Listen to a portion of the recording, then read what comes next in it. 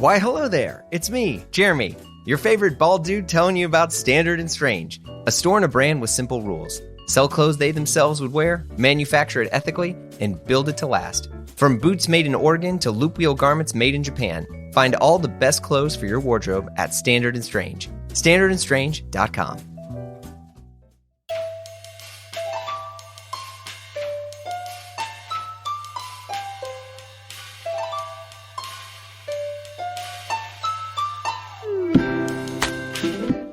Well, hello there, folks. We ready for this week? Oof. I'm recording this Sunday night, by the way, as I always do. I always try to do these intros as fresh as possible.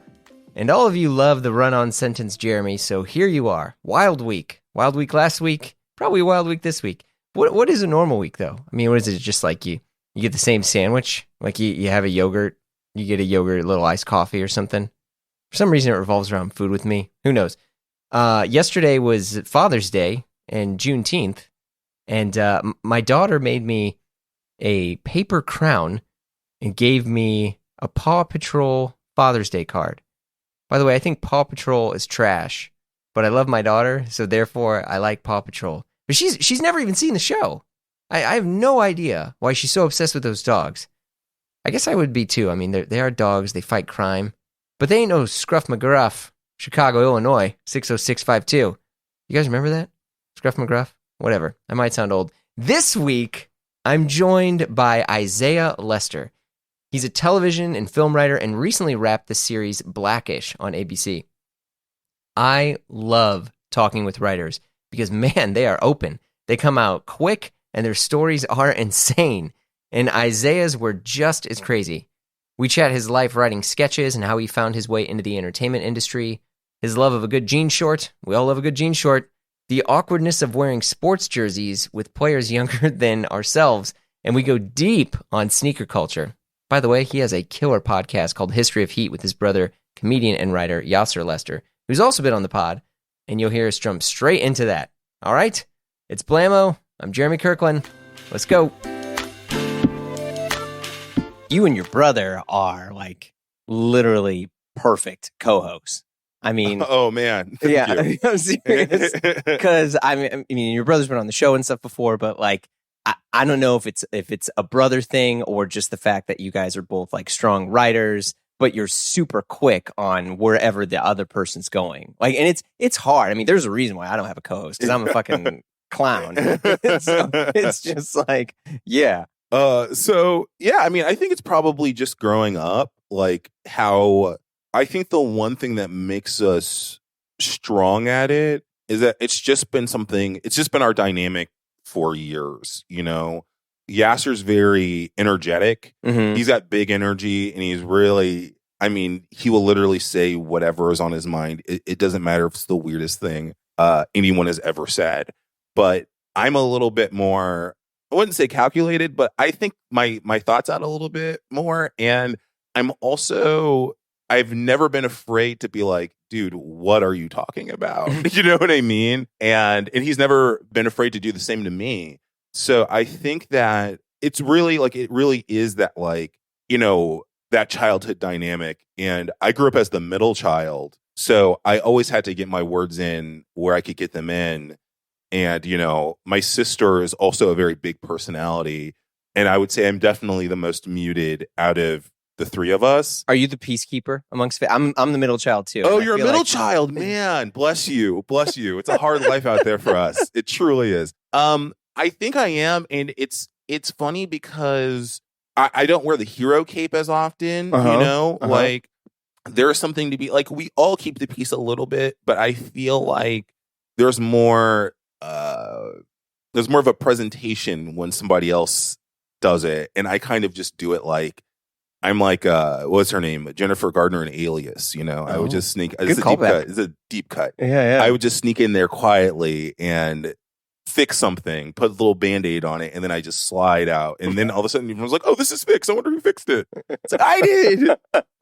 Then I was just writing my journal in my room. Oh, really? You were a journal dude? Well, you know what? I wasn't, but I wanted to be so badly. Like, I wanted to be, especially like my teenage years, I wanted to be a guy who was just like, this is how I feel. And like, you know, and blog before blogs. Yeah, exactly. I feel deeply and this place doesn't understand me and all that other stuff, but I couldn't keep up with it. I didn't have the discipline to keep a journal. Yeah, I mean, it's funny because I have, and since I moved back to like my hometown, I've gone through and like went to my parents' house and I found like old stuff I've written. And I was the king of a new journal and then like writing a page or so. And it would be like, today at school, I did this and this is what I'm going to do. And I'm going to go rollerblading and I'm going to get it, and then it ends. And then it's like, 50 blank pages. And then I find another one of the same thing, over and over again. Yeah. It's just like, I was definitely like a phase kid. I had that phase where I was like, and maybe it was like a little bit of getting into writing in general. Right. But yeah, it was the idea seemed really good to me, but the want to wasn't really there at the end of the day. You know, I wasn't going to be a journal keeper as much as I desperately wanted to be that interesting.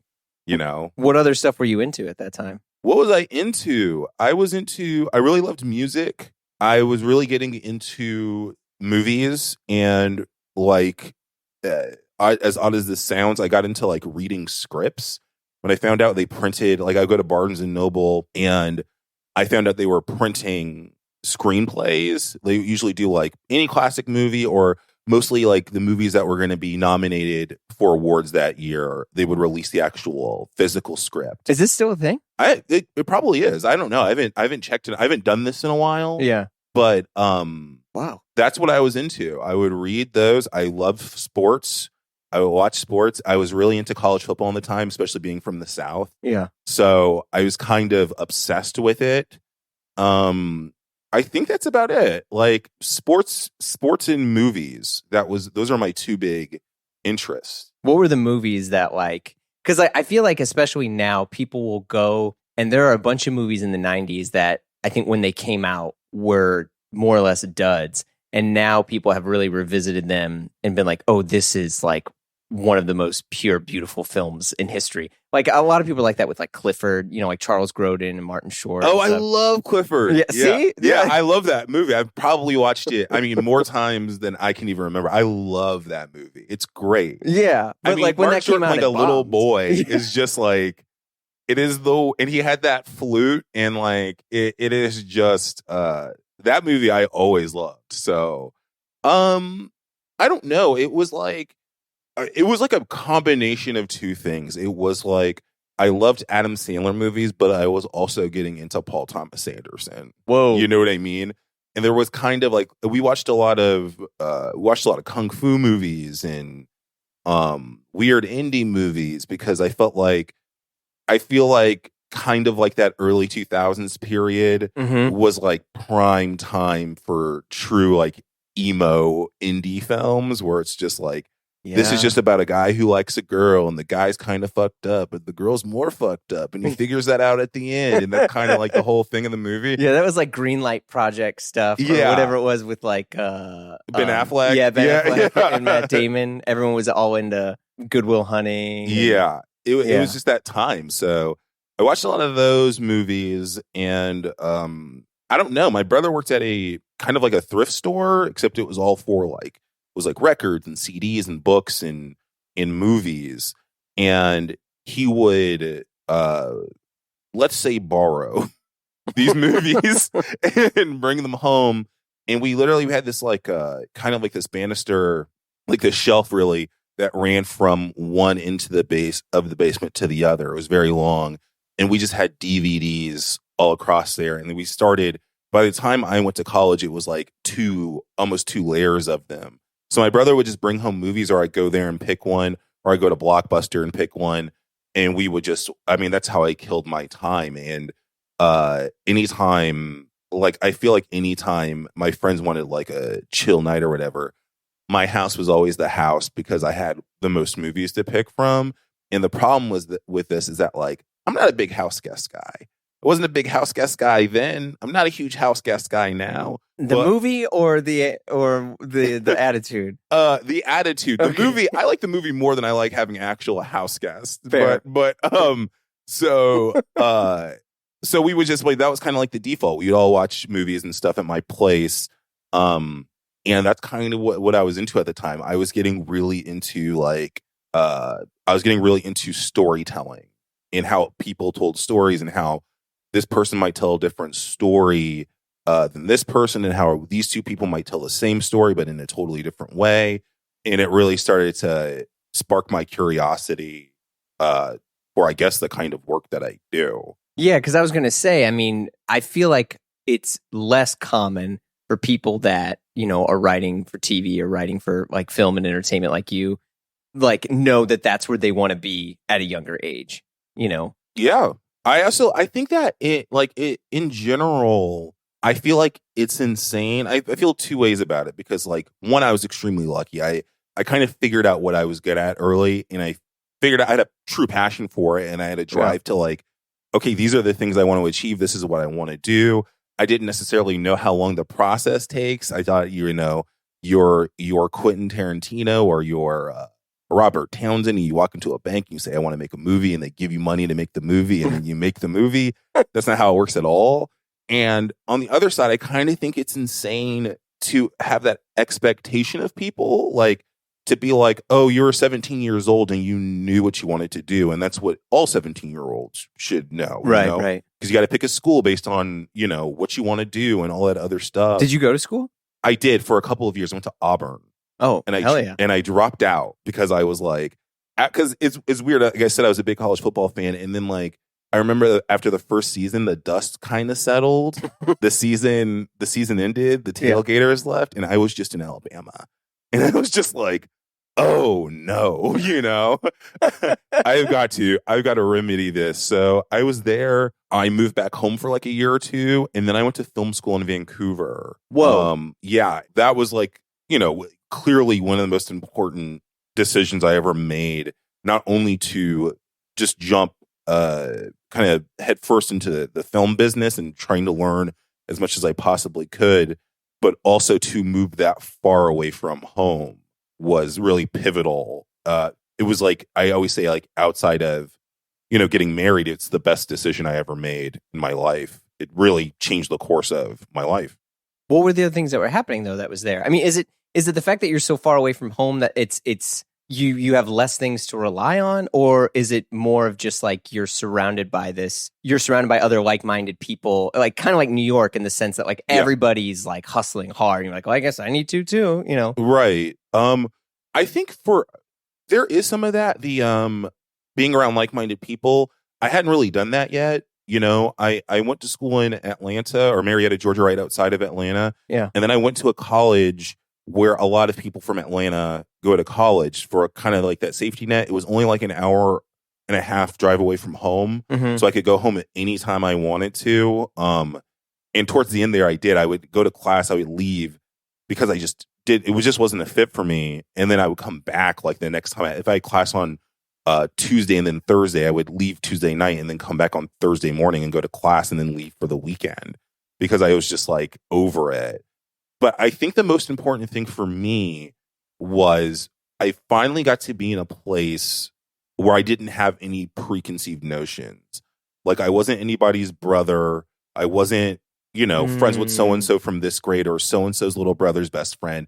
Nobody knew me there. And I felt like it was an opportunity to grow, and kind of develop my own personality and really be myself for the first time.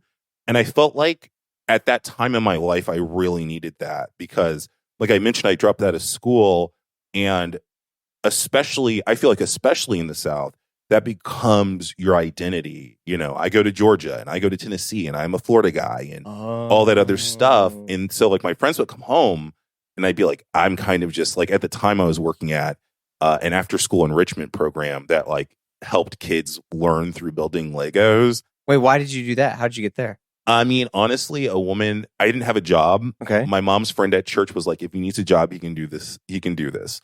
So I went, and at first I kind of just like helped clean up the office, which was really funny because like the office was also a space where they would have children do these classes. So the chairs were really low to the ground and the tables were really low to the ground. And I'm like a big guy, and I would have to like sit there and like put together these Lego boxes meticulously. And I started, after that, they asked me if I wanted to start running classes. So I had to like go through a whole like, program through the Mm-hmm. state and get like approved to teach. And so I started doing them, and it was just, it was just my job, and it was the way I knew how to make money. And so I would just do that. You know what I mean? But there's a different insight and I think a level of patience that you get from being around like little kids or like younger, younger kids. Like just like you're like, wait, why are you paying attention to this? Right? Should I be paying attention to this? Right. Exactly. And it truly is a discipline, and it's really funny because like I remember seeing an interview with like the classes were huge. There were like 30 kids in some of them. And I remember watching a documentary or like a 2020 special or something about Octo-mom. Remember Octo-mom? I do remember Octo-mom. Is she okay? I hope she's okay. I hope so. I don't know. I just use this. I mean, the most I know about her is this anecdote now. So like, but she said something about how in her head she was always constantly counting children. Like she was always counting them. Like, right. in between thoughts, she was counting children. And that's like something I got really accustomed to doing. I'd be like, all right, where's Bradley?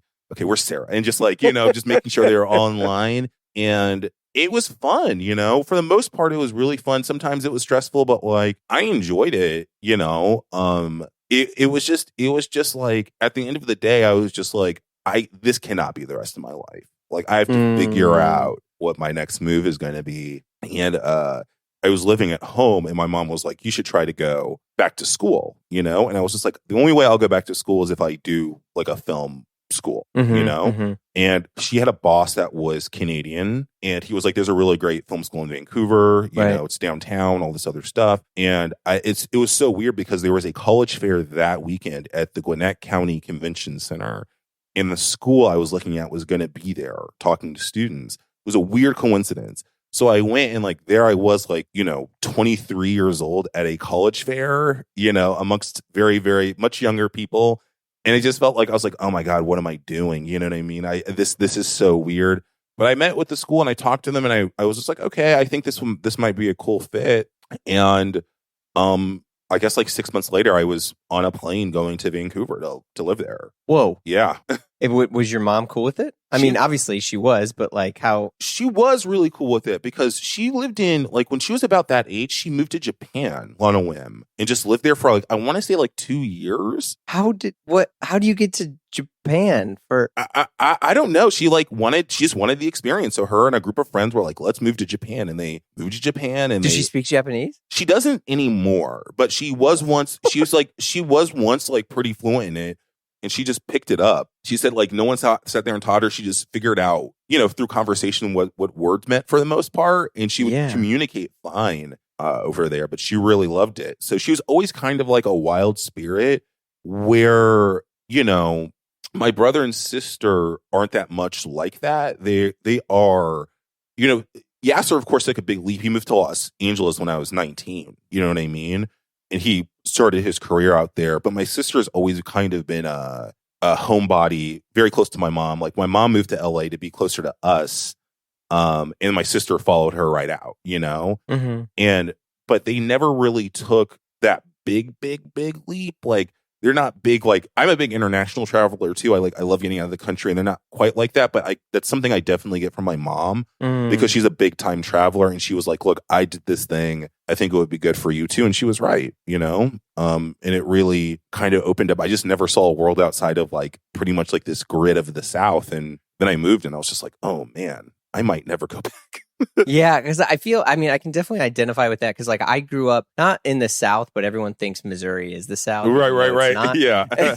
And so, because I remember because I moved out here like 2004, and people are like, oh, like you must be from the South or whatever, and because I think at least for me, a lot of the people, at least where I came from, people don't necessarily leave. Right. You're there. You're a part of like some form of community, church, job, some sort of thing, and everybody just stays there. And I want to be like clear, like I don't think there's anything wrong with that. Absolutely not. Yeah. But there's a level of comfort that you don't realize is like being built up around you. And in some ways, it makes it more difficult to start to empathize with the rest of the world because you're like, that's not my experience. And everyone else around me has the exact same experience as me. Yes, absolutely. Yeah, that is so true. And like, I have friends who did stay, and like you said, like I never found, I did have a period in my life when I was really struggling in the business where I did resent that a little bit. Yeah, like sure. resent the kind of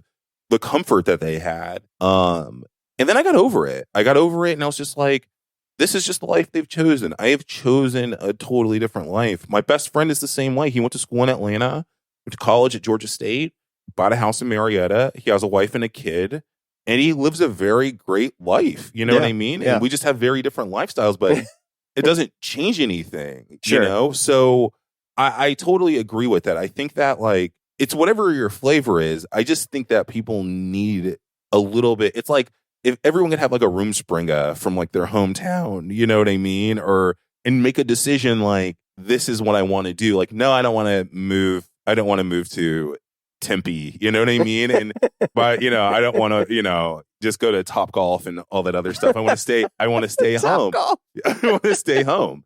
And I don't think there's anything wrong with that. I think that like you said, it's just like your choice. And I, for the longest time though, because of where I grew up, I didn't believe that choice was real, or I thought it was so, I guess, such a far-fetched idea to be like, oh, I want to work as a writer one day professionally. That, and it was also a little bit motivated by people around me and like people being like, well, that's really risky. You know what I mean? I don't think you should do that. It's kind of risky. And you're like, there's nothing wrong with it being risky. But were those, so, not to interrupt, but like, are those the people who didn't take the risk themselves? Because that shit always to this day, it makes me clench my fist when people are like, I don't know, that's a real tough thing. And I'm like, coming from someone who's like, what is the challenge you had? You were frustrated about which car color to pick? Like, don't at me right now. Right. Man. Like, yeah. You don't know what risk is. Right. And no, it is. It's this weird, it's just a projection, It's like, right. I didn't take this risk. I didn't do this thing I wanted to do because I was scared to do it. And I think you should also be scared to do the thing that you want to do. And it's like, well, yeah, it's scary, but you figure it out. And I guess that's what I'm just trying to say is like, let people figure it out. It's like, you're not going to end up in a ditch somewhere, like, a jazz musician addicted to heroin. If you move to New York City, it's like, you're just going to have to like pay a little bit more in rent and figure it out. Yeah. I remember my dad was like, all right, well, I'm excited for you. You're going to go to New York. You're going to figure out what kind of man you're going to be or whatever. He's like, my advice to you. And I was like, what? And I thought it's going to be like some heavy thing. He's like, make sure you walk with a purpose so you don't get mugged. And I was like, all right. See you around, Dad. That's hilarious. I feel like if a mugger wants it bad enough, he'll mug you if you're walking with a purpose anyway. He's walking with a purpose, and that purpose is to mug you. Yeah. So you're in Vancouver. You're like in school. Like, were paths starting to open up for writing, or were you like, was the opus beginning that you're working on there, or what? Well, absolutely not, because it was like I thought so at the time, but like I was a film school student, I was making film school stuff, and I didn't really, as much as I was learning how to tell a story, I didn't really have, I don't know, I didn't have the maturity level to tell the stories I wanted to tell. Mm-hmm. I will say, like, I figured out like how long it takes to make something, how hard it is to make something, and how many people it takes to make something. And like in terms of like production, right? in terms of coming up with an idea that is full and well-rounded, and not like, sometimes people have like, I have this idea for a thing. It's like, well, that's not an idea. That's a joke. You know what I mean? Like, and you know what I mean? Not like a joke, like, haha, but like, no, yeah, I know. Yeah, exactly. It's just like, it's, that'd be a really nice piece of dialogue, but I don't think that's or a scene, but I don't think that's an entire movie, Right. But it got me hungry for it. And it got me hungry to really get better at what I was doing. Mm-hmm. And from that level, I think that's what really opened up for me. But in terms of opportunity, absolutely not. Like, no one cared. Like, I remember coming home, I moved back home after I graduated, and I was like, you know what? This student film I make, I might put it in Sundance. And I'm glad that I didn't, because it was fine. You know what I mean? It wasn't terrible, but it was like not Sundance worthy, but like that's the kind of... Says who? Says you? Says people with eyes, I think. Okay. like, I think that like I was just super excited about it. I was super proud of it because I'd made something and I wanted the whole world to see it. But again, I still kind of had, in terms of making something, physically making something, I had the idea of how hard it was. But in terms of getting people to pay attention to you, I had no idea how hard that was going to be, because that is the key at the end of the day, is that you can make a thing that you're super proud of, that you worked really hard on, that a lot of other people worked really hard on you. But like, if nobody cares, then it's not going to get you anywhere. So I had to find a way in, and it was really comedy and writing jokes and, trying to write sketches and, trying to get the right people's eyes on me in a way that could benefit my career. So, but it took forever, you know what I mean? It took forever. And especially, Yasser had success. I don't want to say early, because he also worked for a very long time to get to where he was at. But then I come along and they're like, oh, I think at the beginning, the general attitude was like, oh, this is this guy's brother. You know what I mean? Oh, you're like, damn it, I'm back in freaking high school. Exactly, And it wasn't anything Yasser was doing. Yasser would be like, no, you should check him out. He's really good at what he does. You know what I mean?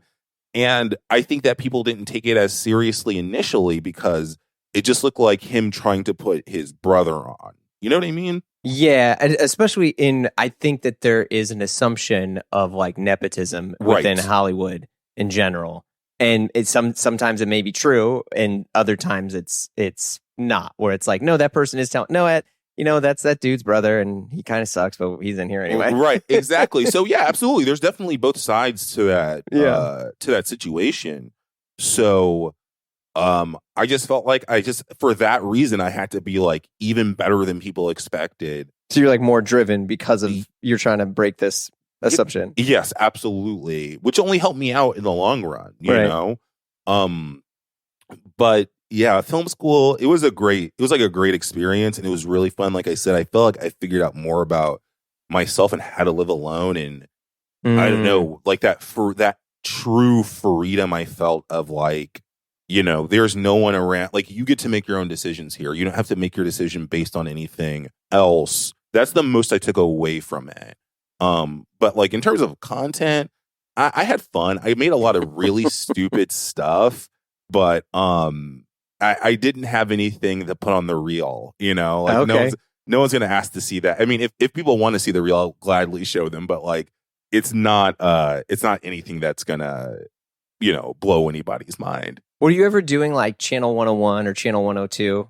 Like, do you remember what that thing was? No. So like in New York and LA, like the whole premise of it, and a lot of it was like improv folks that were like kind of coming up from either the Magnet or Pitt or UCB, and you would make a video of some sort of short sketch style video, and then every, I don't know, month or two, everyone would meet, and then there'd be like a presentation, and everyone would watch everybody's sketches. And then everyone more or less votes, and then there's like kind of like a judge group of other comedy folks.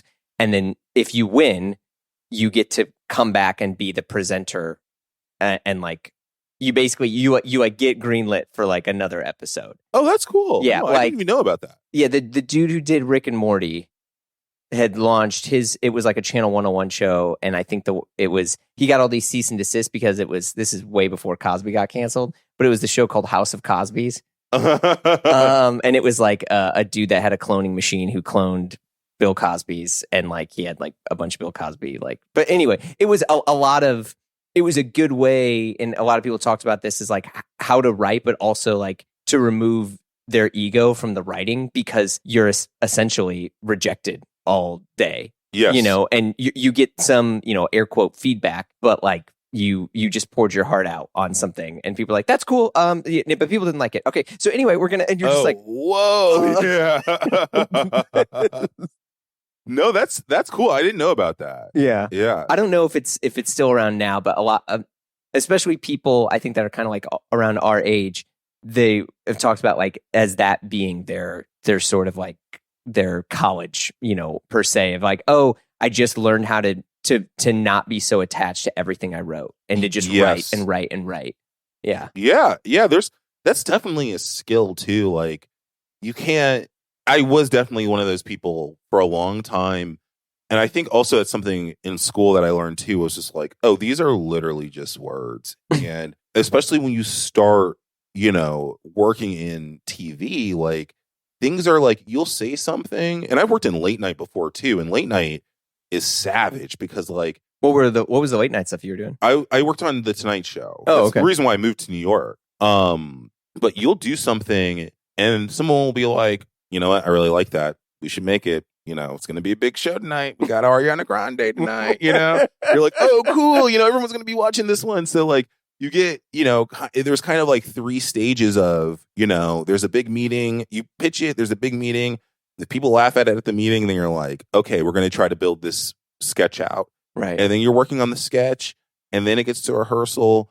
And then rehearsal, if it goes well with the rehearsal audience, then you're like, oh man, it's gonna happen. And then sometimes, and this was always the heartbreaker, is that sometimes there'd be that taping for that evening show, and you'll do the sketch, and the sketch will air, or the sketch will be shown to the audience, and they'll really enjoy it. And then you're like, oh man, I got to tell my wife to record tonight because I actually got something on air. And you get home, hit the DVR, and it's been cut. Oh. And you're just like, oh no. So like, because they don't tell you that it's cut, you just find out it is. I mean, if sometimes like that's the worst case scenario, but like 9 times out of 10 by the rehearsal, if it's cut or not. Okay. So like, sometimes things get cut right before rehearsal, and sometimes it's like, the audience just does it. The rehearsal audience does not respond to it at all, and it gets cut. And you're just like, oh man, I worked all day on that. Is that the measurement of whether or not it gets cut is basically just the audience response? Mostly, yeah.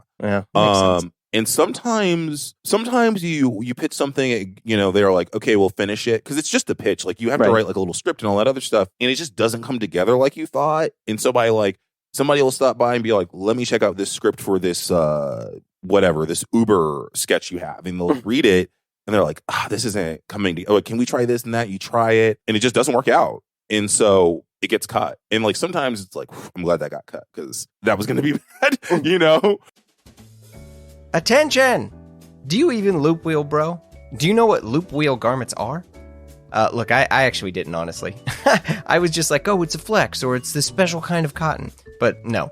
The folks at Standard & Strange dropped a ton of incredible knowledge bombs and their incredible loop wheel tee, made in Japan, of course. Back to loop wheel.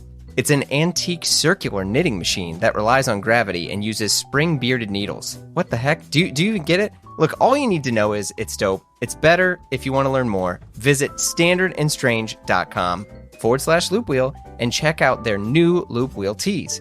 Your boy is partial to yellow because, duh. But the tees are fire no matter what color. The fit is spot on, and it's a classic tee that looks like it's from every era, to be honest with you, and fits like a dream. And it's from the folks at Standard & Strange, the shop that helps you own fewer, better things, run by industry vets who are focused on incredible product from incredible vendors.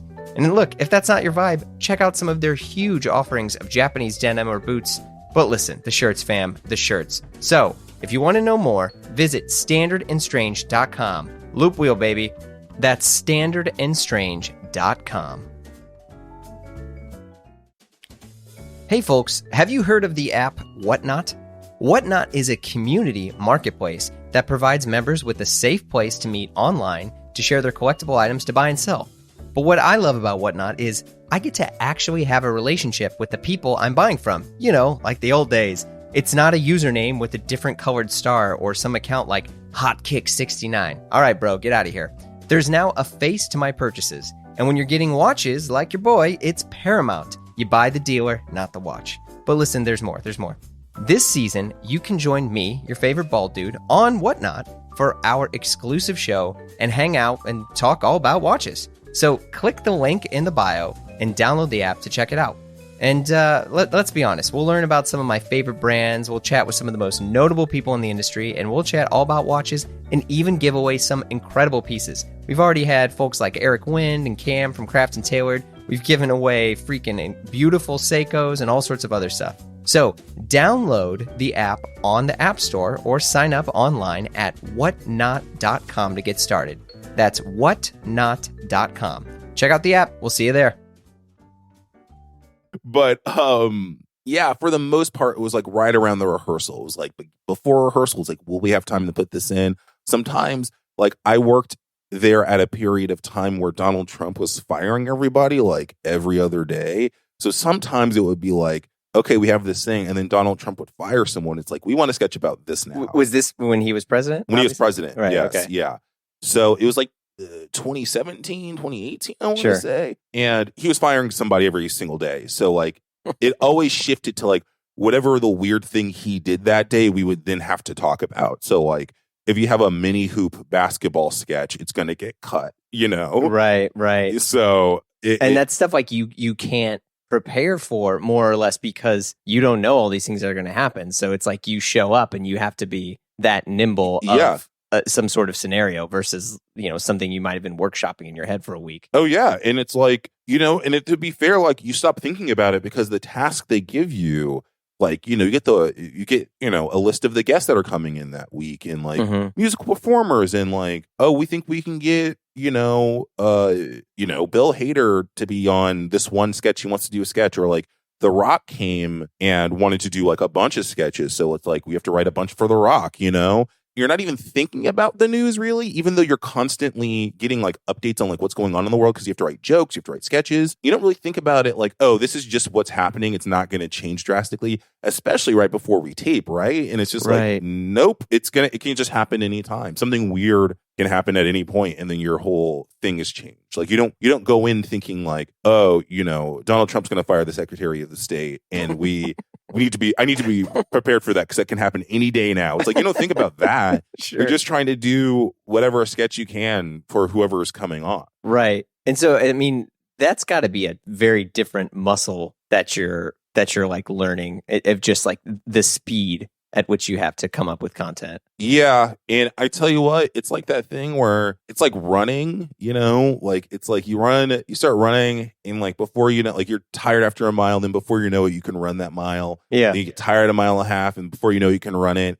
And then the thing is that one day you stop running, and then you try to run the mile again, and you're like, oh, I can't do this anymore. How did I do this? Yeah, exactly. And that's kind of what happened. It is, and it's a different muscle than like, you know, working on Blackish is like was a totally different thing. You know, well, you have a lot more time, right? Yeah, you have more time, and it's just like you're talking about what you want to talk about. The world does not dictate as much what we want an episode to be about, you know? How did Blackish come? Because did you literally just go from one to the other? Or? No. So I was at the Tonight Show, and they let me know I had a contract renewal, and they let me know that they weren't going to renew it again. And which was fine because I didn't find it to be sketch in monologue writing and all that stuff wasn't necessarily my fit, nor was I wasn't passionate about it either. Again, going back to the storytelling thing. And I got an opportunity to work on an animated series called Duncanville. Oh my God, yeah. Yeah. So I was on the first season of Duncanville. Which your brother is also in. Yes, right? Yasser plays Yangtze. So we had some mutual, like my old boss at Making History knew the showrunners and said I thought you'd be good for this. Yasser was like, I'm reading for that. It was just weird. That was like one of those weird collision course jobs that we kind of got at the same time. It was bizarre, but also I could write for his voice, so it made sense to who was hiring. So I interviewed for that. I was working on that for a while, and I enjoyed it. It was fine. And I got word that Blackish was looking for a writer. And I was asked by my representation, would that be something I was interested in? And, you know, it was kind of two-sided. Like, I think TV, especially, it's like a long game, you know? And Duncanville was in year 1 at the time. They've made it to year 3 now, which is dope. Like, I love everybody over there. And when I left, I wished them nothing but success. And I thought the show was great. But I didn't know if it was going to be back for a season 2 or not. Right. But Blackish, I knew, was an institution. And to be able to work on a show that I believe is an iconic show and know that I'd have another season, you know, if they gave me a 3-year deal, then I was probably going to be there for 3 years, was really enticing to me. So I had an interview with them. You know, I took a long lunch break that day at Duncanville, and I interviewed with Blackish, and I just really hit it off with the producers and the showrunner, and they thought I could contribute. And I kind of, when I got there, I felt like, at least, I don't know if my boss feels this way, my old boss, but I felt like I hit the ground running. And it was such a cool and diverse and fun way to kind of write screenplays. Like, we all just kind of hung out and told stories. And like, you know, it would start with a weird thing my boss would say. It's like, anybody ever gotten a bad haircut or something like that? And it would, you know, organically blossom into this thing that ended up being an episode, you know? Or like, interesting. Or like, you know, one of the episodes is about Diane losing her and her best friend growing apart. And that weekend, which my one of the other showrunners talked about her relationship with her best friend and how much it hurt when they stopped being friends. And I was going to a wedding in my hometown that weekend for the first time. I hadn't been home in like 8 years. And I was going home, and I was going to say, I was like, that's the thing I'm really worried about, is that I'm going to be with a bunch of people that I've not connected with for a while. And how is it going to be different? Right. And you start telling stories like that, and like, before you know it, a story from your personal life is on display for the ABC audience. But you know, it's kind of how it always works for that show. And it was just a different kind of story breaking that I had never really done before. And it made you, like, I think the biggest thing I took away from that show is that it made me like a really honest writer. Like, I feel like when you write, it's really easy because you're telling a story from your perspective or your experience. But if you're putting a piece of yourself in a character or a circumstance or whatever, it's really easy to scale it towards how you felt instead of looking at it from the outside and being like, how did my actions affect these people in an honest way? Because when you brought up stories in that room, you were always called out on, like, but you did this, you know, and right. What about that? Like, you know, and so you have to be honest with yourself, being like, oh, I see why that person doesn't like me because maybe I didn't respond in the coolest way, even though they did this to me. You know what I mean? So I felt like, for that reason, I really loved that job. I'll always, from here on out, I'll always remember that job as a job that, you know, if film school made me an adult, Blackish made me more of a grown-up writer, you know? Like, I definitely grew up a bit at that job and found the honesty that I think it takes to make a good story. How much insight do you get into yourself, like, for your own sort of, like, I don't know, like, psychoanalyzing, you know, in the sense that, because it sounds like, especially with the show like Blackish, which, you know, it hasn't totally finished, right? But they announced it's yes, it's ending very soon. Yeah. Yes. So they, like, a show like that, which is very much a life show and the sort of ups and downs of life and, you know, the things that happen with it. And like you were saying, a lot of these are stories that, you know, the writers and our people are experiencing, you know, at the same time. And so, like, when you're able to look at some of these things in hindsight, you know, how much, like, free therapy ends up happening through that, into which you're like, oh my God, now that I'm writing this out, I'm realizing, like, my behavior, like, I need to make amends with some of these people. Right. You know what's funny? It's like, I think for some people it is that. I've been going to therapy for a very long time at this point. So I kind of just, like, it didn't really do that for me as much. Like, I guess the accountability factor is definitely there. I think it's just different because you go into therapy. I'm going to therapy being like, hey, I'm really stressed out about this. You know, you kind of talk it out and work it out. But like, when you get to work, you don't know what you're going to talk about that day. So, you know, if you're starting, especially if you're starting like a new story and breaking a new story, or even like pitching ideas for stories, you kind of never know where the conversation is going to go. I think if anything, it made me more. I realized more how different people's experiences are. I think that's what did it for me. I think that and sometimes the stories you'd hear, you'd be like, I expected to hear that from you, but not you. You know what I mean? And like, you're just like, you just never know.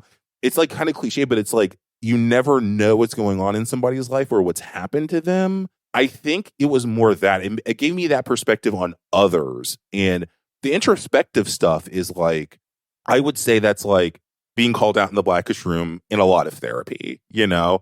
and being able to, because I got called out on something or somebody did, being able to identify where they are coming from and the truth that's being based in what they're saying is mostly a therapy thing, and like learning how to listen with your heart and be open emotionally and stuff like that. But there were sometimes it got a little sentimental. We did a whole episode about Pops Jr. and Dre opening up. They go to the woods and just have like, it's supposed to be like a man weekend. They're going to be like chopping wood and having like a fire and stuff. It ends up being like the most emotional. It's the first episode where Dre hugs Jr. You know, so it is about emotionally opening up and being vulnerable, and talking about that stuff was tough. You know what I mean? And I think going back to the honesty thing, it really makes you, I don't know, it makes you consider your actions a little bit more. My episode this year was about sneakers and the sneaker resale business and the culture of sneakers. It was a great episode. Oh, thanks, man. But yeah, initially the idea came from like, I don't know, one day I woke up and I always felt like I was justifying why I love sneakers so much. And I was just like, why can't I just like them? You know, why do I have to be like, oh, you know, I grew up with a single mom and I couldn't afford Jordans, and all the rappers grew up, all the rappers grew up wearing them, and I love this rapper and I love this player. And it's just like, I just like them. And I think that's fine. Okay, so it's funny you mentioned this, and like I just jumped up in my chair as you started talking about this. Like I don't know what the socioeconomic background was for you, but I grew up in a situation where we didn't have the money to do certain things. Right. And as I got older and I started to find ways to earn the money, whether it was multiple jobs or I got a good job or something, I felt that there is a level of apologetics that I had to apply to things that were materialistic that I realized could set me apart from my origin. Right. Right. And I'm curious, like, it sounds like a little bit like you were kind of working that process out with yourself, in the sense that you're justifying why you like these sneakers because of this and this, or like in some cases you feel that you don't have the right to own something unless you know 100% about it, you know? Yes.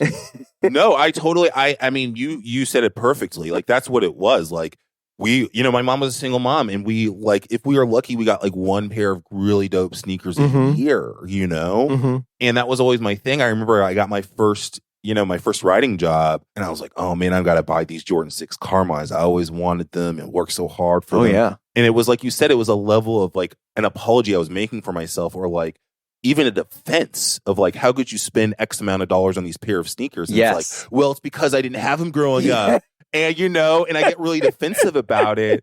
But it's like, at the end of the day, it's just like, it's just what I like. Yeah. It's just what I like. It's totally fine. And it's totally fine that that's the case. But like, I gotta have this pair, or like, I gotta have the, I gotta get the authentic, Kobe jersey with the stitched in numbers in the old school, the Mitchell and Ness championship patch. And it's just like, it's like, because, I watched Kobe when I was a kid, and he was like on this tiny TV. This was my life, and I'm reclaiming my adulthood from the tragedy and the trauma I experienced. Exactly. And it's like, well, no, you just are a Lakers fan, and you like this Mitchell and Ness jersey, and you want it. And that's totally fine. Like, no one ever, like, my whole thing, and like when I was pitching that, we're talking about the idea, I was like, nobody ever asked anybody why they bought a yacht. You know what I mean?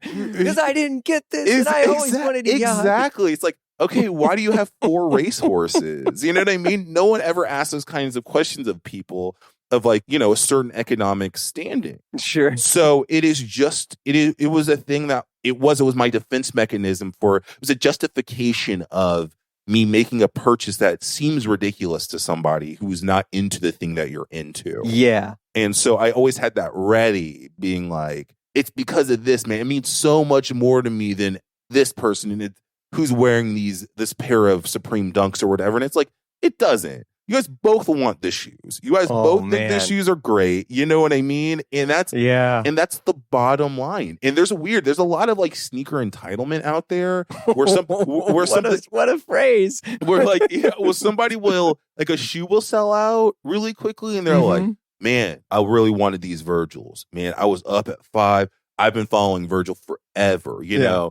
And this motherfucker got yeah, and it's like, and this person who doesn't even know And it's like, it's because Virgil was a genius designer. Yeah. And people look at his stuff and they go, I want that. Yeah. You know what I mean? So like, yes, other people are going to want it. No one cares that you know the most about Air Prestos or whatever the shoe is.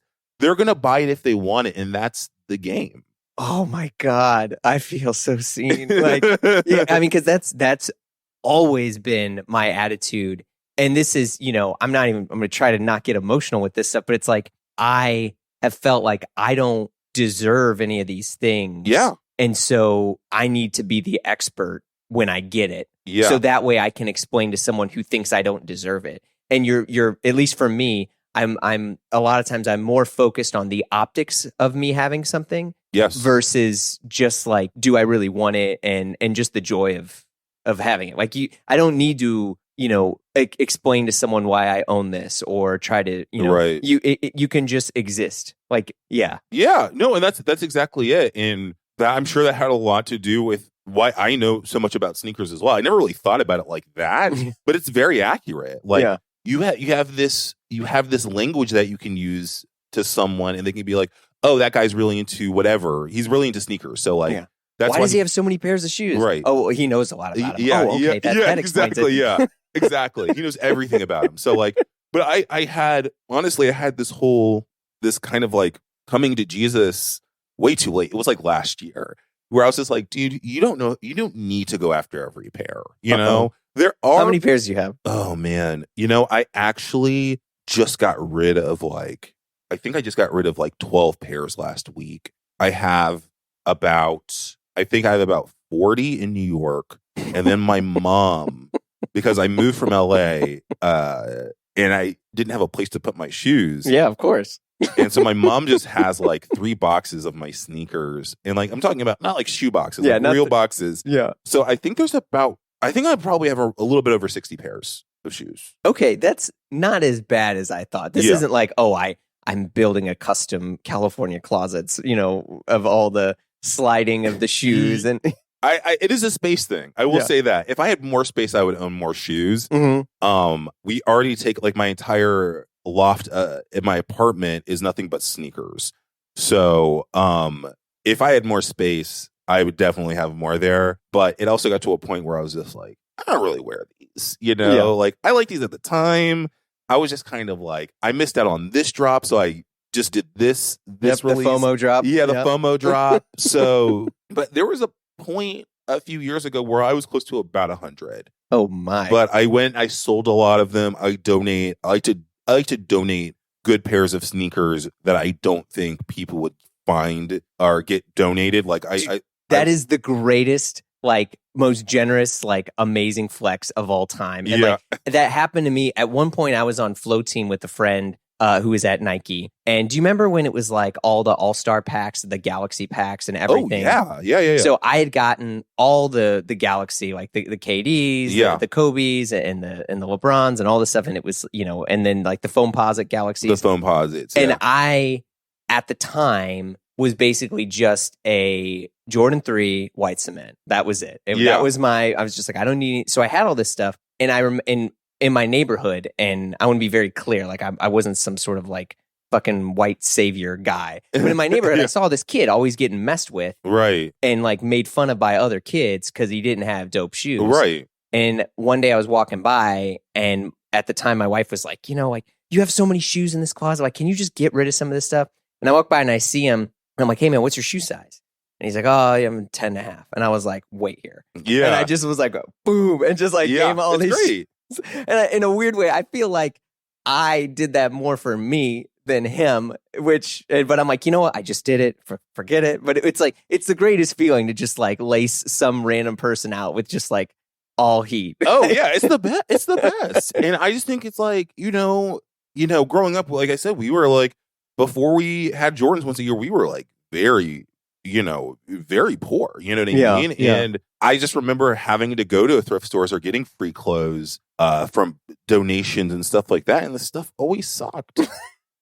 So it's you want me to go to school in this? You know what I mean? Mom. There's only so many Bugs Bunny Tasmanian devil with the hat backwards on shirts that How I many of could those own. shirts have you bought since? 0. Okay. I don't own. I do get nostalgic every single time I see them. When I see they're bringing them back The a little bit. crisscross. The crisscross look. Yeah. So, I just every once in a while I'm like, you know what? I'm gonna find a place that like, whether it's to like high school kids or veterans or whatever it is, I find a spot and I'm like, yo, I have all these sneakers. You can just take them. You know, I'm not gonna wear these anymore. And they come and pick them up, and people are happy. You know, so I just try to make, because like, you know, and like reselling them is just like such a pain, especially when they're used, because people are like, that's the thing is used stuff. If you got new things and you never wore it and you want to resell it, fine. But yeah, I don't know any place where selling used, specifically sneakers. It's hard. Yeah. You got to do it. You know what? I've had to do it. You got to do it mostly like, you can do it on Poshmark and stuff like that, but it takes a while. You have to, the most success, and this is where it gets dangerous. The most success I've ever had is on Craigslist. I've posted either a bunch of sneakers at once, or I'll go through and go to like the want to buy, and people will be like, I want size 12 shoes or 11 and a half. So I email that person. I go, I've got 10 pairs. I'll give you a cut price for them. I just want them out of my house, and they'll come pick them up. But I've stopped doing that. I never had a bad experience, but I'm like, I'm due for a really bad experience. If I don't stop now, it's going to happen to me. So I've had the most success there. There used to be like Facebook Marketplace was an okay place to go to sell used ones, but it's just too hard. People are so picky about like, they're like, oh no, this isn't the quality you said. And it's just like, I sent pictures of everything. And everyone thinks that, and everyone online always thinks that you're trying to screw them over. Yeah, right? Yeah, and you're just like, no, man, I swear this is totally fine. It's a really good deal. Why is this cheap? Or, it's just like, I want them out of my house. You know what I mean? So is the box damaged? Yeah, it's like, it is. You know, it's used. It's a cardboard box. Yeah. It's a cardboard box. It's dented. Yeah. So those are the places I've had the most luck, but like now I don't know. I just kind of give most of them away if I can, unless I have something that's like, I don't really sell any of my really rare stuff. I hold on to that kind of stuff forever. But like what's the really rare stuff? The really rare stuff. Can you flex for a minute here? I'll flex for a minute here. I have a pair of all the Off-White, the 10. Oh wow. Except for the only ones I don't have right now. I don't have an Air Max 90, and I don't have the Hyper Dunk. But the rest I have. I have the translucent. You have to be honest, all the most desired ones then. Yeah. I have the translucent Converse All-Star Highs, the Jordan 1s, the white Vapor Maxes, the black and white Unworn? Prestos. No, I wear them. I wear all my shoes. Good for you. Yeah, I wear all my shoes. But yeah, I've got all of those. I was lucky enough, before they came out, Nike gifted me a pair of the Wotherspoons.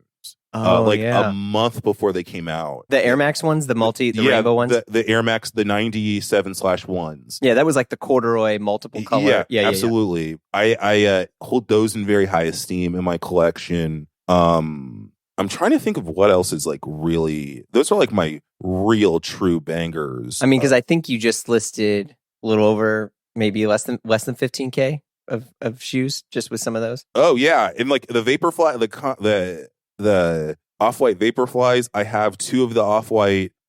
You know how they did that random those 50 pairs of Dunks. Oh yeah. I have 2 pairs of those. I have a pair of the University Dunks that came out before that. Do you have the Mars Yards? I don't have the Mars Yards. Oh, okay. The Mars Yards are one. No, it's okay.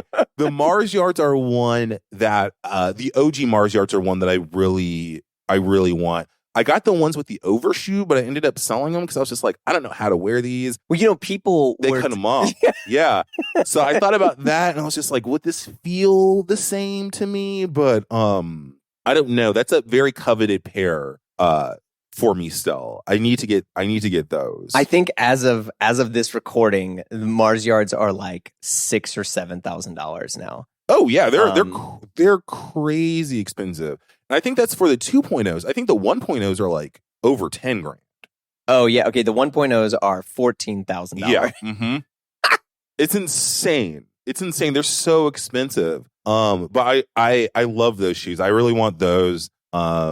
And like that's a kind of like what I'm kind of committed to this year. It's like I'll pick up new stuff as it comes along, but I'm kind of like chasing some grail pairs. Like another pair I really want are the Jordan 1 Shattered backboards. Oh yeah. It's a pair that it was one of those things where I'm like I was like it was in a good price range for me, and I was just like I think I'm gonna buy them, and then I ended up buying something else. And then they shot up. They shot up like thousands of dollars, like over a course of a couple of summers. So I'm trying to come back around. Hopefully that the market will die down a little bit and I can come back around to those. But those for sure. Kobe's, I pretty much have most pairs that I wanted. Well, and now Kobe's are coming back, right? Yeah, they're coming back finally. Yeah. And, the price shot up for those for a very, very, very long time. So I was happy to have the pairs that I had. Travis Scott's, I've actually been really lucky with Travis Scott's. I've hit on... You've gotten all of them on StockX. I mean, yeah. Or sorry, not on StockX, on sneakers. Yeah, I've hit all of them on retail. Yeah. I hit all of them on retail, which is insane. But that being said, it's like that sneaker luck thing where like I had a really hot run. I was like killing it. I was getting Travis Scott's left and right, and then my luck just died for like a year. I couldn't get on any drop. I couldn't win anything. But I was like, I'm glad it happened with those though, because I really do love all those shoes. Do you have a shoe or anything that you tie to like different sort of like incremental levels of success that you've had? Where like, oh, this is my Tonight Show, this is my Blackish, this is or do you even think like that? Yeah, I do. I get sentimental. And I'm like, there's emotional attachments to most of my sneakers, and like, especially like the bigger drops. Like, I always remember where I was when I got them and stuff like that. And I can remember like, I wore the Atmos Air Max 1 multi-animal print. Oh yeah, my first day at the Tonight Show, the Safari Pack. Yeah, first day at the Tonight Show. I can remember they reissued that, right? Yes, they did. One? Yeah, they did. I have the first one. I remember. I remember getting a box from a reselling company because they loved my brother's sneakers so much, and I opened it up, and it was like the undefeated Kobe pack. Both of those shoes. I remember hitting on my first pair of Yeezys, Yeezy Clays. No, sorry, Beluga 2.0, and driving to West Hollywood. I lived in North Hollywood. Driving to West Hollywood, Santa Monica, to pick them up from the Adidas store. Oh my god! And I remember I had to size down, and I hit on them, and I put them on in the car my wife was driving, and I put them on in the car, and I was like, they fit. I was so excited. And yeah, I have the shoe. I wore a pair of Flyknit Air Force One highs when I got married. I still have those shoes. Do you remember the original Flyknits? Like they were the runners, the Lunars, right? Yeah, yeah. Those, and because I remember that was like Panic at 21 Mercer, and then you saw like Kanye was wearing them, and then like other dudes were wearing them with like suits, and it was this sort of like every type of person was looking for that shoe. Oh yeah, that was like, it was like, it's weird, these sneakers that have this weird moment in time. Yeah, like the Lunars are very much like that. Like there's a Supreme collab they did too, that are still pretty hard to get, but those were like the hottest sneaker on the planet for a long time. Now I don't even think they make them anymore. One of my buddies is Supreme's footwear designer. Oh, and they're getting ready to do this really killer like Nike Shox collab. Ooh, and yeah. They are. I think they should drop this year, like the Shox. Later in the summer. Yeah, see, like Shox. Well, like I always feel like Supreme is really good for that too. Like they'll bring back a shoe, like not that like I don't like to speak ill of anyone, but I know that like those Billie Eilish shoes. Oh yeah. I'm just like, first of all, like if you're an adult, like if you're a teenager, please, like that is that generation shoe. Like I should not see a 35-year-old man walking around in Billie Eilish's sneaker. I think that's the weirdest thing. But she picked I think it was like a Jordan 14 or something, and she was just like, I just wanted to do a shoe that people haven't done in a while. And I was just like, there's that, and it just, I guess there's that, and it didn't work. You know what I mean? It didn't play well.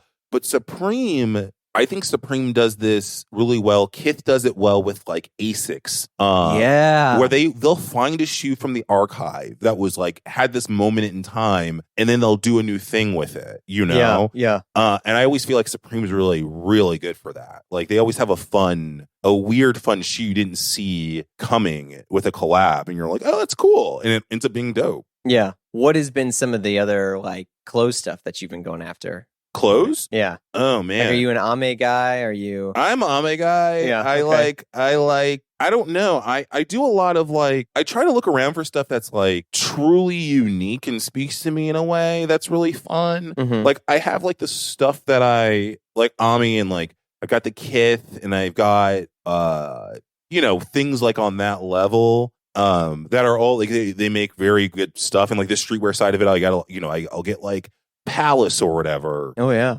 But like I try to find stuff that's a little bit off the beaten path these days. Yeah. Like I've got a buddy who's a fashion designer who runs this company called Lost Days California. Mm-hmm. And they're kind of breaking out a little bit. Like you see a lot of like NBA players and stuff wearing them now. Oh, okay. I saw like, it's funny. I saw like Usher in a shirt recently. I was like, Usher's wearing Lost Days, but he was over at Amiri for a very long time. Right. And then he started his own brand, and it's like very sci-fi, post-apocalyptic California, if that makes sense. Okay. He has really good stuff. It's like really, really, really well made. So I especially like for resort wear, I wear a lot of that stuff. The sweater I'm wearing right now actually is only in Y. Yeah, I was gonna say. I mean, that's a killer sweater. Yeah, I love only in Y. They actually are right around. I'm in the Lower East Side, and I live very close to them, like right around the corner from their store. And it's something I kind of stumbled into. I just really like their stuff. And then I'll just see stuff that I like and kind of just cop it. And I'm less bound to the label these days. I'm more That's great. I'm more into like a well-made something.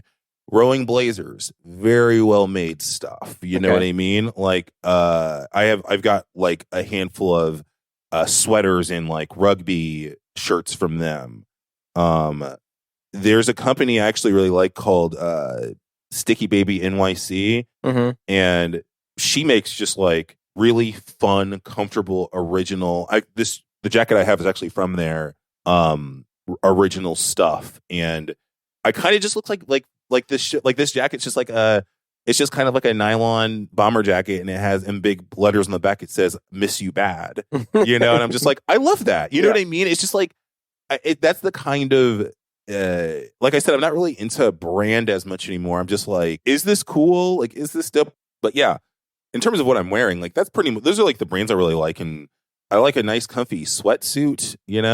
It's short season coming up. Your boy loves a pair of shorts. I know a lot of men aren't into shorts. I like your shorts. Huh? What are your shorts? I have what type of shorts do I wear? Or like what it's short season. What shorts are you reaching for? Who makes them?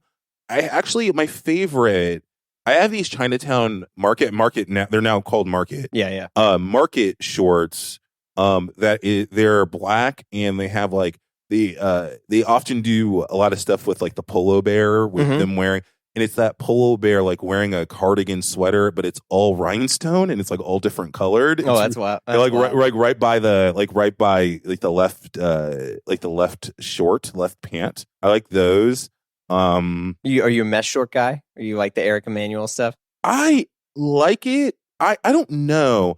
There's something about that kind of mesh. Like there are mesh shorts that I like, but they're more like traditional. Like I have like the Murakami Complex Con Laker basketball shorts. I love those too.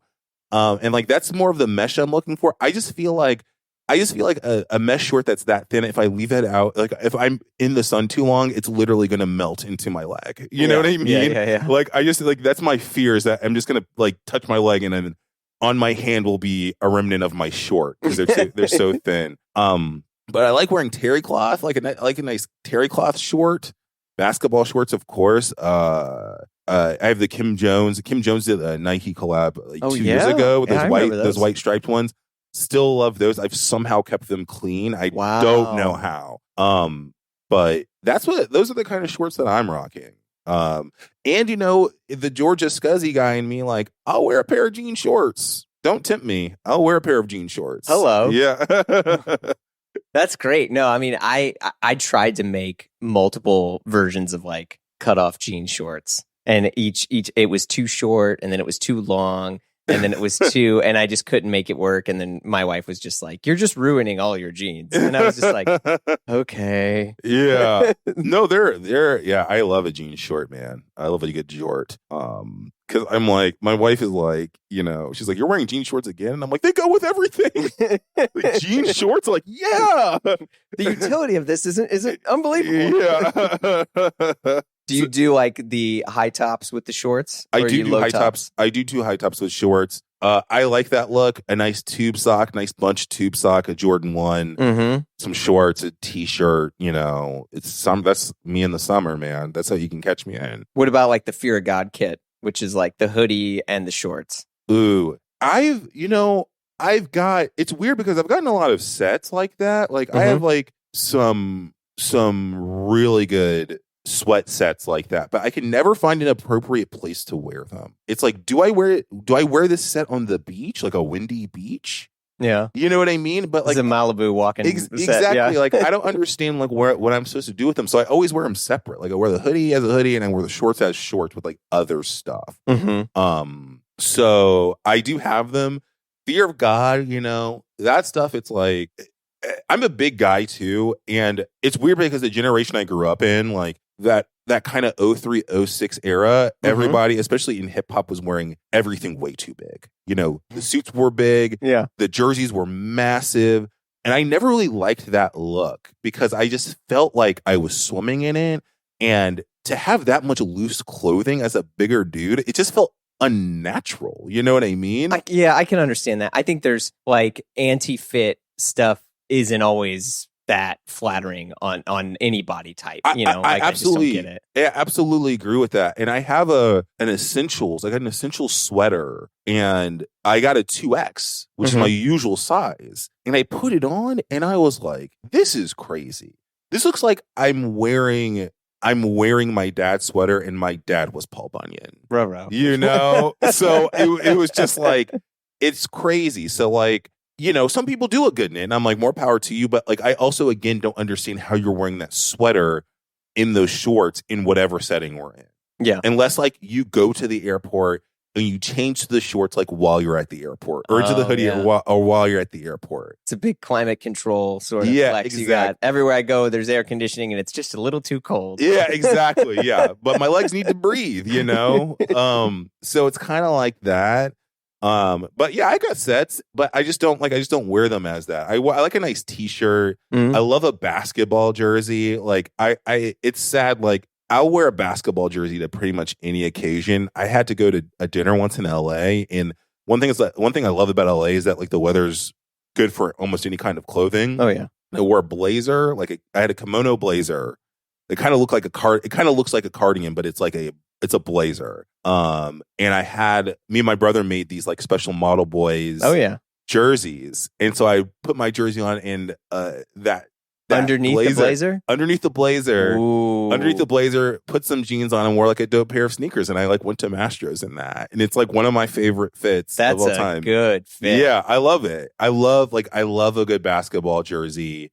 Good soccer jersey's always good. Yeah, especially if you can find some of the older ones. Were like they, because I got really into that movie Hackers like a ton, and like they all wore like goalie jerseys, right? So there was like little pads built into their jerseys, but it wasn't, it wasn't like a full collar stuff that like that's all sort of nice when you look at like a Man U jersey or something. Yes. Now. Like no, I and that's why I of course there are now, which is great. There are now sites that like you can go specifically to buy old retro jerseys. Yeah. And I am always on them because it's like it's fun because like you never know what's going to come in, right? And you never know like what player they'll have. Like I just saw I need to see if it's still there, but I saw like an old. I am actually a Man United fan, and so I also have this rule with jerseys that I try. I don't know how much longer I can keep this up, but I try not to buy jerseys of people that are younger than me.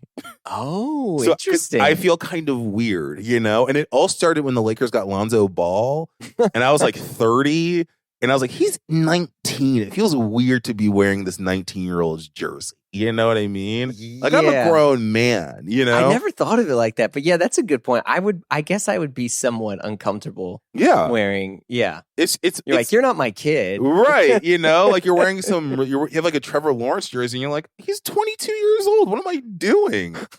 So those sites are really great for me because it's all players that I watched, Give me a Tony Meola goalie jersey. Yeah, exactly. Or I saw Paul Scholes jersey on the website, or they'll have like an old Wayne Rooney jersey, and I'm like, cool. This is what I'm here for. Give me a David Beckham, somebody I watched as a child or a younger person that I rooted for, who was to me like a cool older person. You know what I mean? Yeah. So like that kind of stuff is pivotal. Like I mentioned Mitchell and Ness, but they are as well, because I can get a throwback of pretty much any player I want on that site.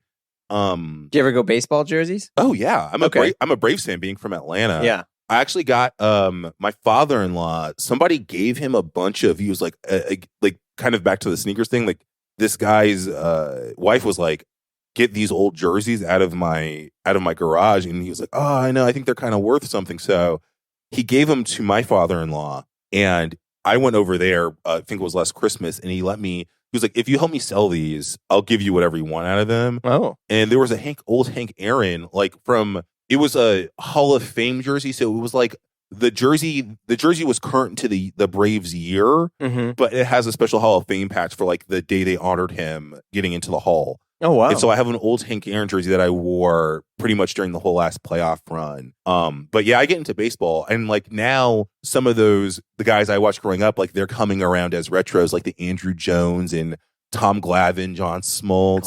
Smoltz. I was going to say, because he was my favorite. The pitcher. Yeah, he was my favorite. Beardy guy. Yeah, he was awesome.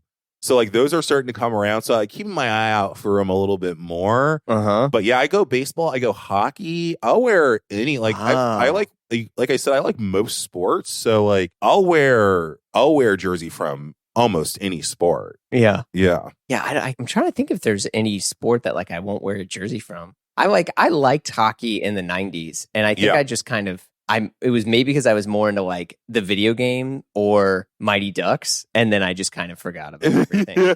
It's like Mario Lemieux and like Brett Hall were like the last like hockey dudes that I was like aware of.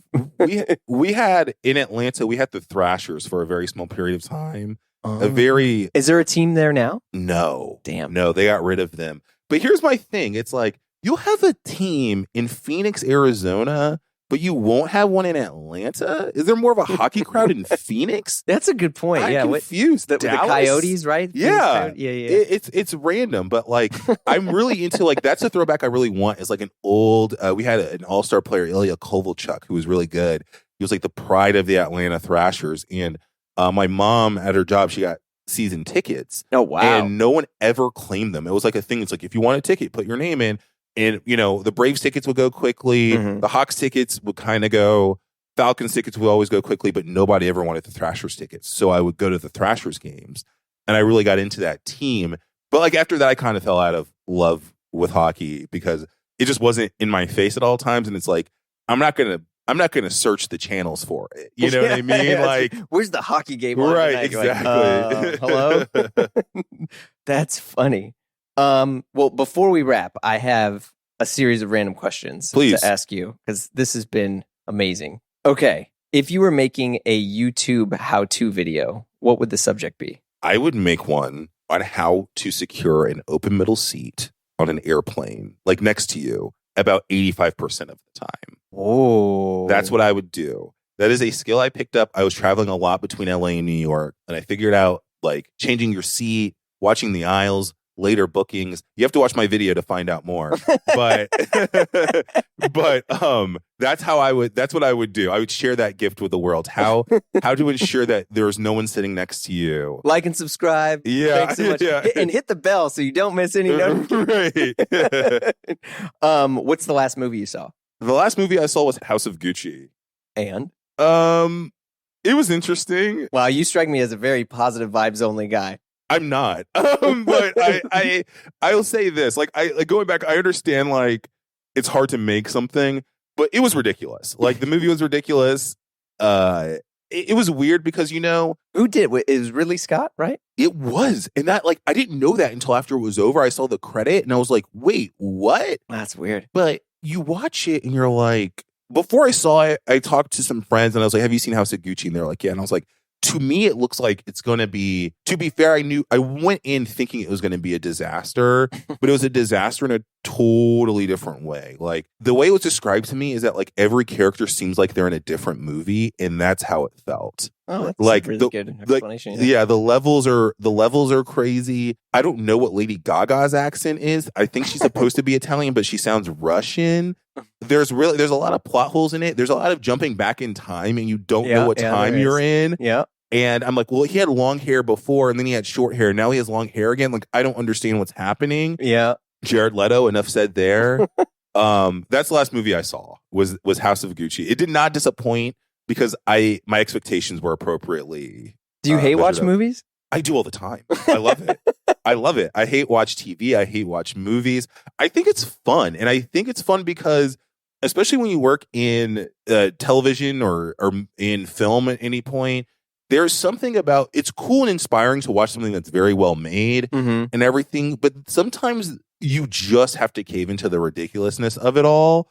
And I think watching movies like that give me a break from thinking about like, well, how can I make something that good? Or like, or putting me in that mode of where like, that as sad as it's in, like sometimes I don't want to be inspired. I just want to laugh. Yeah. Yeah, absolutely. So I do that because that's the reason. I'm like, I want to see how much of a train wreck this is and just enjoy watching it. And those are the movies that I often watch like a second time. You know? Yeah. Like what's a hate watch movie for you? Hate watch. I guess other than House of Gucci.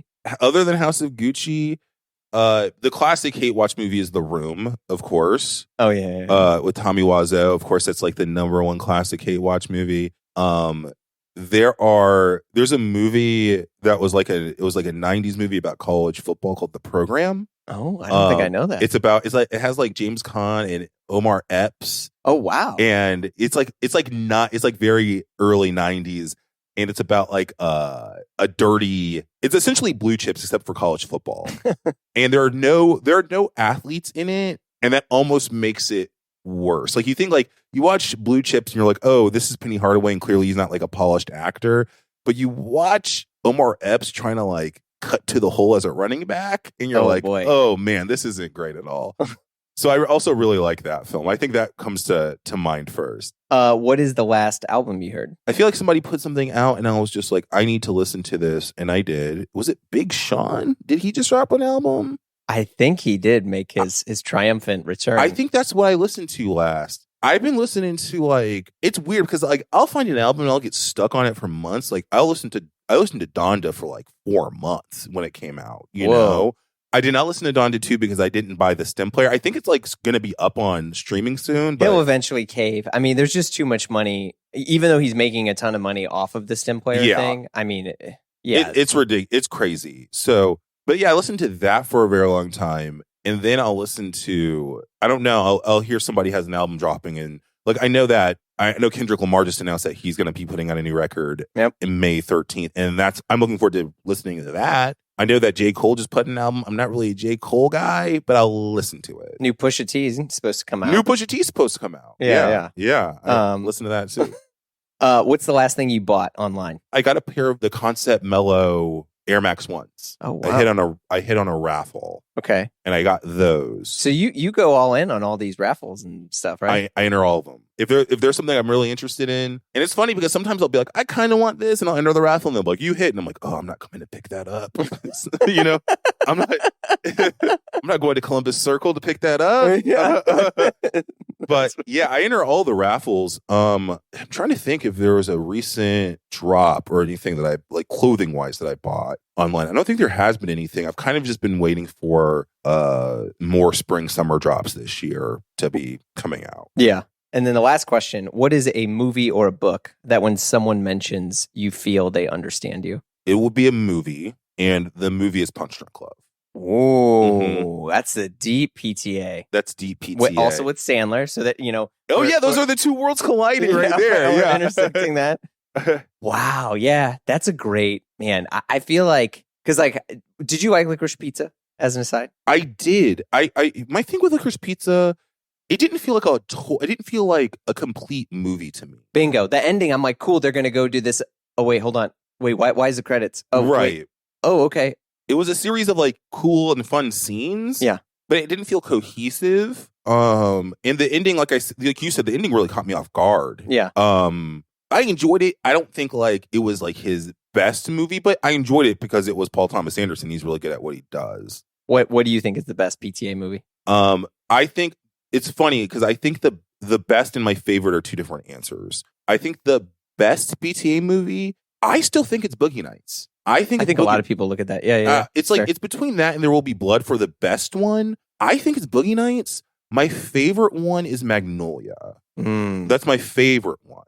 Do you cry in movies? Oh, yeah. I cry at everything. I cry at commercials. Yeah. I cry at songs. Same. What's the last thing that made you cry? I cried watching Blackish, actually. Oh, did you? Hell yeah. I mean, there was during our. It's funny because some of us were at the final table read, and I was remote, so I was watching it streaming. But I cried during the last table read, but no one saw it, so it was fine. I was just in my home.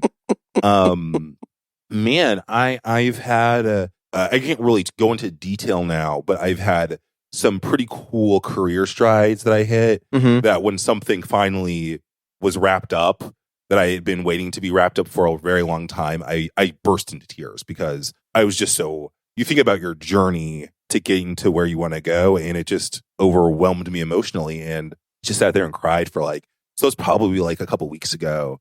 I sat there and cried for 15 minutes. It's just poured out. Oh, wow. The heavy cry. Yeah, it was deep. It was just and every single time I thought I was just and it's just I got hit with another wave of it. Yeah, I cried I watched Sing 2 with my 4-year-old, and I cried in the movie. Yeah. And I was like, what the why am I crying? It's so healthy though. It's so healthy. I remember this, I always reference this with men and their emotions, but there's an episode of King of the Hill where Ladybird dies, his dog. Oh my God. And instead of crying, Hank Hill literally just swallows his emotion. He goes, and he gulps it down. And finally one day he just burst. And I'm like, you can't be Hank Hill. You can't just swallow it. You got to let it out. Yeah, that's very true. Yeah. And Mike Judge. Wow. Yeah, great. Wow. Well, Isaiah, this was so good. Oh, Thank you thanks, so man. much. This was great. We'll talk to you soon. Thanks, man. Bye. Thanks for listening. Another week in the books. Theme music, as always, by the mysterious Breakmaster Cylinder. And if you like what you heard, you know the drill. Share the pod with a friend. Leave a review on Apple Podcasts. Leave a review somewhere. Tell your friend. Follow us on Instagram for all the hot content. If you want to talk to us and give us your hot take, we'd love to hear from you. You can call us at 917-267-2495, which, by the way, a bunch of people started calling us lately. I said, you can leave us a message. We'll put it in a future episode, so expect those. You're going to hear them soon.